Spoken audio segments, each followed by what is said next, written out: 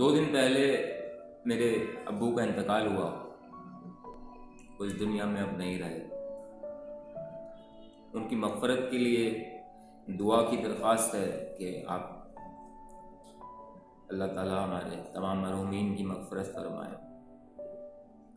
मुर्शिद पाक फरमाते हैं कि एक ज़माने में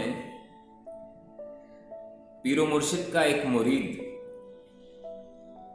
उनकी बारगाह में बड़ा गमज़दा रोता हुआ आया, और वो इस कदर ज़ारो कतार रो रहा था कि ना वो कोई बात सुन रहा था और ना कुछ बोल पा रहा था, बस रोए जा रहा था। तो उनके मुर्शिद ने भांप लिया और उनकी नॉलेज में ये बात थी कि इसके वालिद का इंतकाल हो गया। वो अपने वालिद के गम में बेतहाशा रो रहा था। तो आप मुस्कुराकर बोले, कुछ दिन बाद तुम भी उनके पास चले जाओगे। तो ये सफर है आगे पीछे।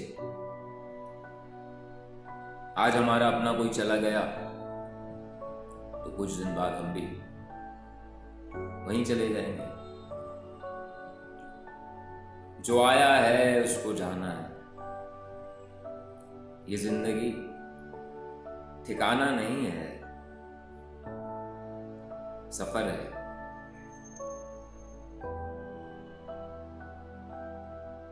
हाँ, फिक्र जरूर होनी चाहिए एक बात की, इसके बाद जो सफर शुरू होगा उसके लिए हमने क्या ज़्यादा राह इकट्ठा किया है।